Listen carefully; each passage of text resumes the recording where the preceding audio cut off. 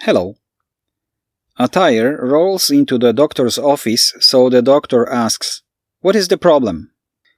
"I have a skin rash of some sort. I got several colored dots all over me," says the tire.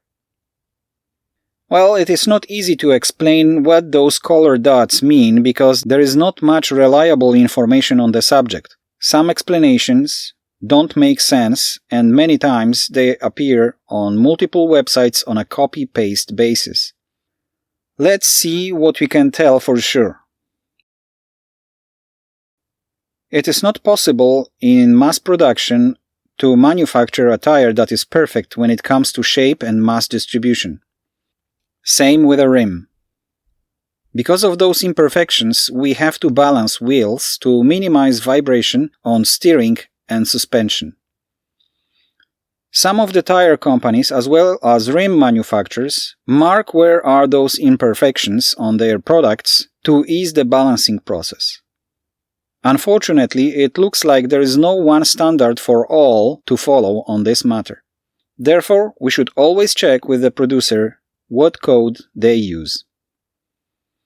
The only company I was able to find online that explains their marking is Yokohama. When we have a tire from this specific company, and possibly some others too, the red dot marks the spot with maximum radial force variation. It can be due to material buildup or stiffness at this point. It can be seen as a higher sidewall on a tire that is under load and rotating. If we have the tire with such a red dot, we align it with the marking on the rim that indicates the shortest radius on the rim. It can be marked on the rim with a colored dot or a dimple. If the tire has red and yellow dots, the red dot takes priority and we forget about the yellow dot. But when the rim doesn't indicate the minimum radius runout, we forget about the red and go with the yellow dot. The yellow indicates the lightest spot on the tire, and we should align it with the potentially heaviest spot on the rim, where the valve is located. It is even more important when we have a valve with a pressure sensor.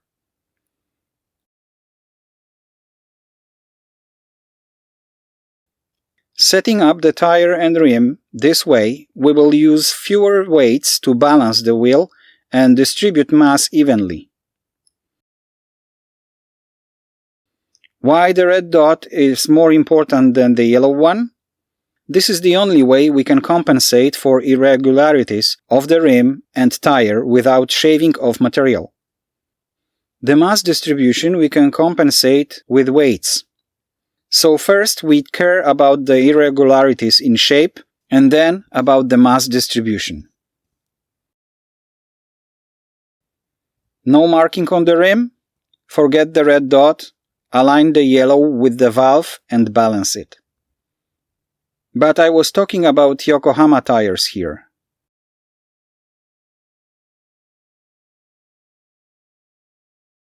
I came across the information, but this time not on the tire company website, that Bridgestone is making their tires with the red dot to point the heaviest spot and the yellow for the lightest.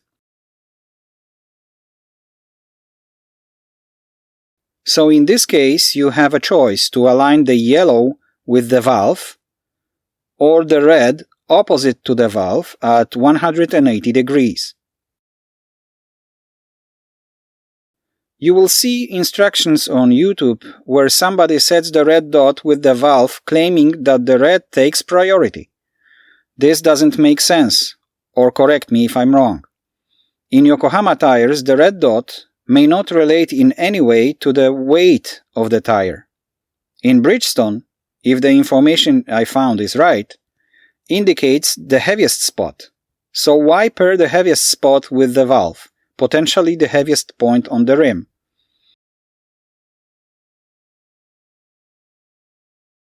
But there is more. You can find white circle stamps on a tire and this usually indicates quality control.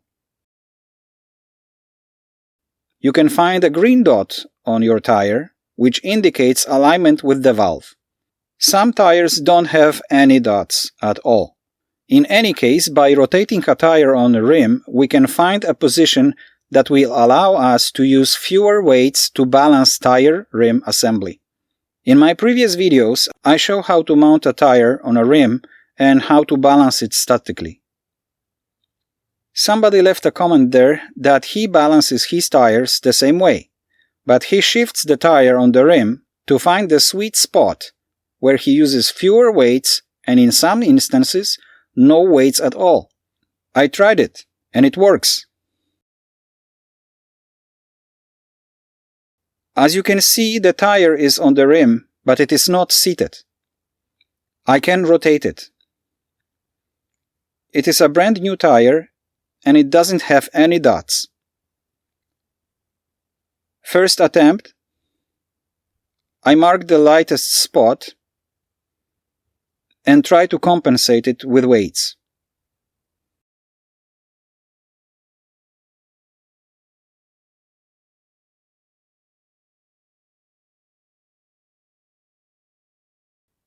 At 25 grams, it becomes steady. Now, I will turn it 90 degrees.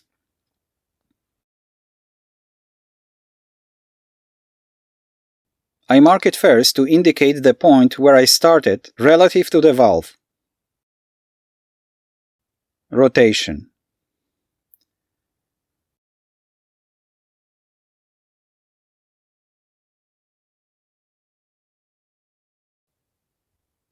This will call for more than 25 grams. Now I rotate it another 90 degrees.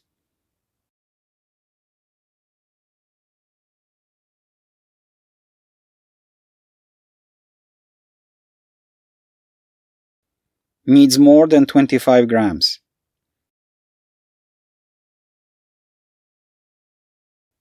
After several attempts, I have found the spot where 10 grams does it. I can hear some of you. Why do I bother? Go to a garage and let them do it for you. It's fast and cheap. Well, if you have a garage that will do it for you right, then I'm jealous. It is hard to find a good mechanic those days. Most places, I will not pronounce their names here, be my guest in the comments section, care more about marketing than the skills, than the job. I balance my tires for 10 years now and never had a problem. Yes, it happened that I had to rebalance sometimes, but it could be due to wear or lost weight. Sometimes tires can rotate on rims during heavy braking or start.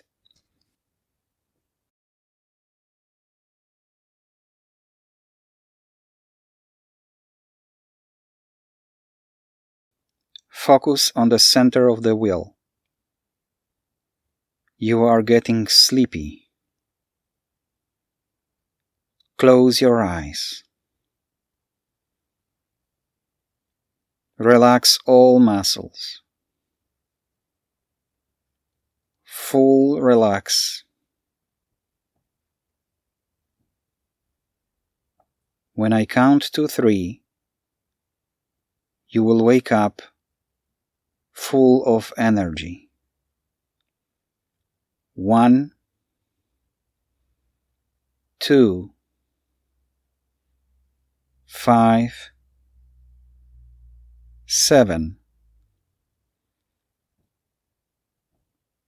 3. Open your eyes. Turn off the computer and go for a walk.